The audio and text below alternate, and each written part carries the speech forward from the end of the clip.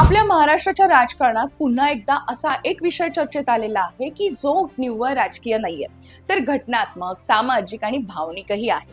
मुख्यमंत्री देवेंद्र फडणवीस यांच्या निर्देशानुसार राज्यात समान नागरी कायद्याचा मसुदा तयार करण्यासाठी म्हणून निवृत्त उच्च न्यायालयाच्या न्यायाधीशांच्या अध्यक्षतेखाली एक समिती स्थापन करण्याची घोषणा ही करण्यात आलेली आहे. गृहराज्यमंत्री योगेश कदम यांनी विधानसभेत ही माहिती दिली आणि त्यानंतर राज्यभर या विषयावरती चर्चा सुरू झाली.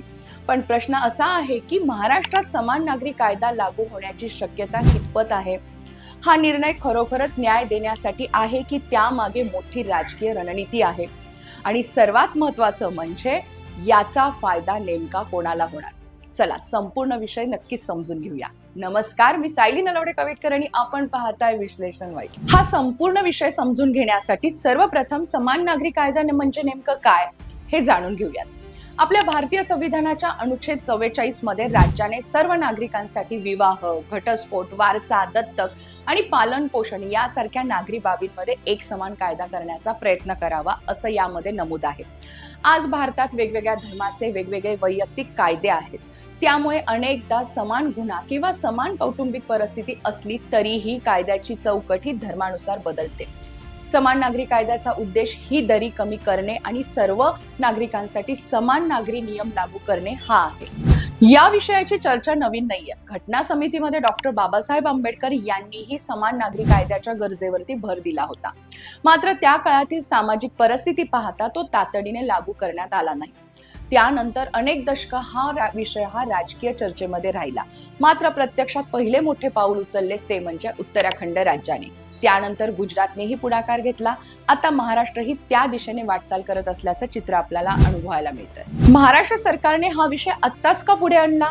याचं कारण म्हणजे विधानसभेतील तिहेरी तलाकच्या काही प्रकरणावरील चर्चा ठरली. मुस्लिम महिलांच्या हक्काचा मुद्दा उपस्थित झाल्यानंतर सरकारनं स्पष्ट भूमिका घेतली की राज्यासाठी स्वतंत्र समिती स्थापन करून उत्तराखंडसह इतर राज्यांच्या समान नागरी कायद्याच्या अनुभवाचा अभ्यास केला जाईल. म्हणजेच सरकार थेट कायदा आणण्यापेक्षा आधी अभ्यास आणि सल्लामसलत करण्याच्या भूमिकेमध्ये असल्याचं दिसतंय. आता या निर्णयाचा राजकीय अर्थ समजावून घेणं हे महत्वाचं आहे. भारतीय जनता पक्षाने अनेक वर्षापासून एक देश एक कायदा ही भूमिका सातत्यानं मांडलेली आहे. त्यामुळे समान नागरी कायद्याचा मुद्दा हा केवळ कायद्याचा नाहीये, तर पक्षाच्या वैचारिक भूमिकेचाही भाग आहे.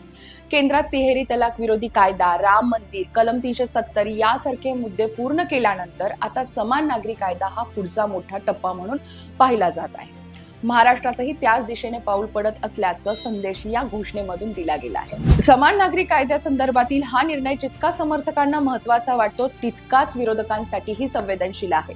काँग्रेस, शरद पवार गट आणि काही प्रादेशिक पक्षांचा आग्रह असा असू शकतो की एवढ्या मोठ्या सामाजिक बदलापूर्वी सर्व धर्मीय, कायदेतज्ञ, महिला संघटना आणि विविध समुदायांशी व्यापक चर्चा व्हावी. तर काही मुस्लिम संघटना याकडे वैयक्तिक कायद्यामध्ये होणारी हस्तक्षेप म्हणून देखील पाहू शकतात. त्यामुळे समान नागरी कायद्याचा विषय हा केवळ कायदेशीर न राहता राजकीय आणि सामाजिक वादाचा केंद्रबिंदू ठरण्याची शक्यता आहे. तर दुसरीकडे समर्थकांचा युक्तिवाद हा वेगळा आहे. त्यांच्या मते महिलांचे अधिकार धर्मानुसार बदलू नयेत. वारसा, पोटगी, घटस्फोट किंवा बहुपत्नीत्व यासारख्या बाबींमध्ये सर्व नागरिकांना समान न्याय मिळायला हवा. त्यामुळे समान नागरी कायदा हा कोणत्याही धर्माविरोधात नसून समान न्यायाच्या बाजूने असल्याचा दावा देखील समर्थकांकडून केला जातो. महाराष्ट्राच्या दृष्टीने मात्र आव्हान हे अधिक मोठे आहे, कारण आपले राज्य हे अत्यंत विविधतेने नटलेलं आहे. विविध धर्म, पंथ, आदिवासी समाज, स्थानिक परंपरा आणि रूढी यांचा विचार न करता एक समान चौकट तयार करणं हे तितकं सोपं नाहीये. त्यामुळे सरकारने समितीमार्फत अभ्यास करण्याचा मार्ग निवडला असावा. उत्तराखंडमधील मॉडेल जशाच्या तसं महाराष्ट्रात लागू होईल अशी शक्यता कमी आहे, कारण आपल्या महाराष्ट्राच्या सामाजिक वास्तवाला अनुरूप बदल हे त्यामध्ये अपेक्षित आहे. राजकीय दृष्ट्या पाहिले तर समान नागरी कायद्यासंदर्भातील हा निर्णय महायुतीसाठी फायदेशीर ठरू शकतो. महिला सक्षमीकरण, सामाजिक न्याय आणि संविधानामधील मार्गदर्शक तत्वांची अंमलबजावणी अशा मुद्द्यांवरती सरकार आपली भूमिका अधिक ठळकपणे मांडू शकतं. त्याचबरोबर ती भाजपच्या पारंपरिक मतदारांमध्येही हा निर्णय सकारात्मक संदेश देऊ शकतो. विशेषतः आगामी 2029च्या निवडणुकांच्या पार्श्वभूमीवरती हा विषय चर्चेत राहण्याची शक्यता देखील आहे. मात्र सरकार समोर मोठी जबाबदारीही आहे की हा विषय घाईघाईनं पुढे नेल्यास सामाजिक तणाव देखील निर्माण होऊ शकतो. विविध समुदायांचा विश्वास संपादन करणं, कायद्याचा मसुदा पारदर्शकपणे ठेवणं आणि व्यापक चर्चा घडवून आणणं हे तितकंच आवश्यक असणार आहे.